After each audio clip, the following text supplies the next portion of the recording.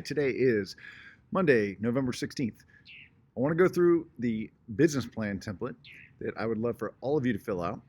And your brokers are going to be sending this out to you as well. And we'll schedule time if you'd like to go through it and talk about what your years look like and what you want next year to look like. So you're going to get a blank copy of this. I've got a sample copy that I filled out that I want to show you what it looks like. So I'm just going to run through what this is, how to fill it out. And it's just a few pages, shouldn't take too long. You'll be getting some numbers. You can look up your numbers on your own, but I'll send you some numbers as well, just to show you what your year, at least year to date, has looked like. So, first page, just a handful of questions. One, what's the most successful thing you're doing in your business right now? Two, what's the biggest struggle you're having in your business right now? Acknowledging this is obviously important, just to try to see where you need to improve. What part of your business do you enjoy the most? Sometimes you enjoy the stuff that you're not really that good at, and sometimes you may not enjoy the stuff that you're good at. So it'll help you figure out how to maybe you're really good at paperwork, but you don't enjoy it, or maybe you really enjoy paperwork, but that's not the best way to have good income. So figure out where you can outsource and find how to maximize the best use of your time. What part of the business do you enjoy the least? So, here you can see some examples that I put: calling 10 people each week, not able to see face to face, struggle right now. Obviously, that's probably a struggle with everybody. I enjoy working with first time home buyers. I love watching their excitement. What I enjoy the least is pricing listings. I have a hard time being confident about a CMA. So good reminder to figure out some CMA classes and learn how to do that better. What part of business do you feel you excel, right? Maybe your social media is going really well. What do you think you could improve? Maybe learning better methods to price listings and know the market. Are you open to being coached? A lot of people say yes to this, but I would challenge you to say, if you're open to being coached, how many classes are you attending? How many sales meetings are you attending? How many of these are you watching, right? As the old expression goes, you can lead a horse to water, but you can't make him drink, right? So it is ultimately, you've got to take the step to execute and make sure that you are in a place where you're able to be coached. Are you in a 40X group? Have you thought about doing that? Plenty of opportunities for that. Do you have a life list? If you need help with that, talk to your broker. We've got templates for that. What do you hope to accomplish personally this year? Do you save for retirement and have a rainy day emergency fund? I am blown away, and really it's kind of scary how many agents have really good incomes, but they don't have any plan for a rainy day. They don't have any plan for long-term. What does your long-term wealth plan look like? So if you need help with that, again, talk to your broker, connect with a good financial advisor, talk to your fellow agents and see how they're doing that. What other goals do you have? And how can we help? How can we as a broker team help? So page 2 of this is going to be looking at what is your year in review, your 2020 year in review. Maybe you had a goal. If you remember what that was, put it down and compare it to 2021, or compare it to how it actually was. So maybe your goal is 5 million and you did 5.1. How many transactions did you do? How many buyer sides were there versus listing sides, seller sides? Maybe you wanted to do more listing sides, but you just didn't quite get that. What's your average sales price? This is a really helpful tool to be able to figure out what kind of income you can look forward to in 2021. And then finding out where your business came from, right? So these are just a few examples. Maybe there's some other options that aren't on here, but maybe it's past clients, referrals, working with friends and family, social media, people that connected with you on social media that you didn't know. The key here is find out what works for you and put more energy into that, right? Keep doing what works and stop doing what isn't working. What's that? The definition of insanity is doing the same thing over and over again and expecting different results. So stop doing what isn't working. Marketing. What was your success, right? Maybe you tried Lolo for the first time and found that was a huge success.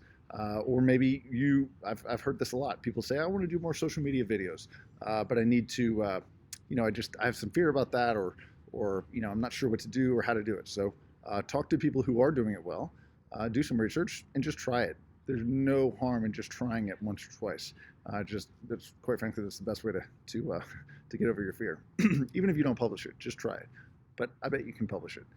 Database. What do you use for your database? Do you use Boomtown? Do you use something else? How many households, how many names are in there? How many households are in there? What did you start the year with? What did you end the year with?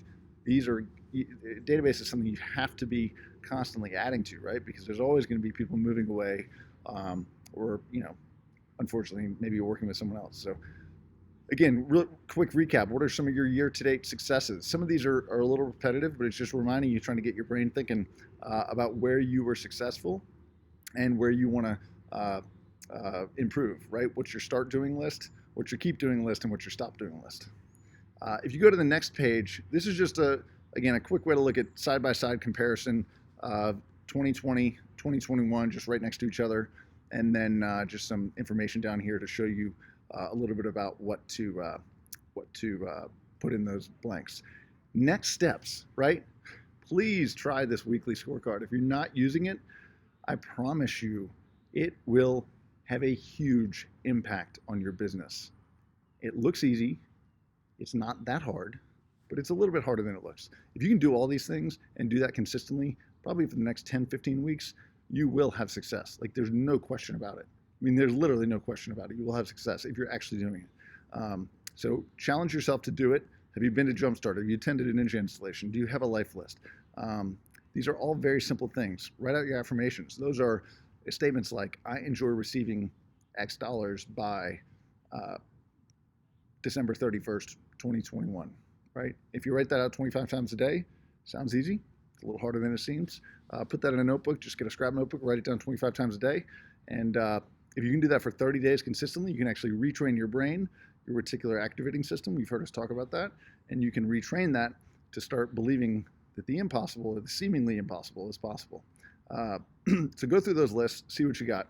And then for a budget, I've got an Excel sheet. I've got just a sample one filled out here.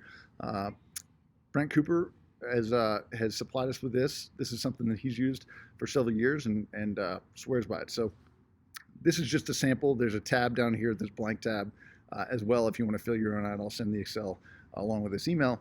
But you know, plan out what you think. And again, this is a guess. It's a budget. It's a guess, right? So figure out what you want your total income to be. I just put a round number here, $100,000. Just plan out what you think that gross commission income, like after splits and things like that, would be. And then look at some of your expenses, right? Pay yourself first. Save for retirement, right? At least 10%. Please, please, please save at least 10% of your take-home pay into a separate retirement account. Ideally, if you're self-employed, try a SEP IRA. If you don't know what a SEP IRA is, talk to an accountant, whoever does your taxes, your CPA, and ask them about that. Federal taxes. Maybe it's 20%, 25%, 30, 34%, depends on what your tax bracket is. I put 30% here, but you can change the numbers. Look at that.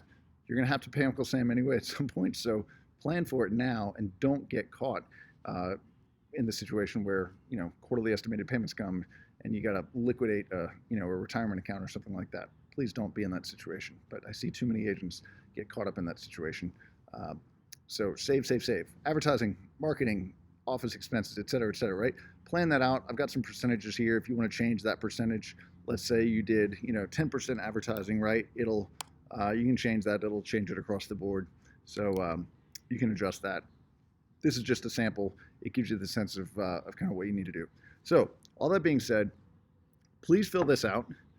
If you want to set up a time for a one-on-one or a group meeting with a few other agents, talk to other agents about it, talk to your broker about it, and get to a point where you know the picture of what 2020 looks like, and you have a sense of what you want 2021 to look like, so that you can start the year with a bang, because we're only 45 days away from January 1st, 2021. So 2020 is almost over, but we got to be ready for 21. So thanks for watching. Talk to you soon.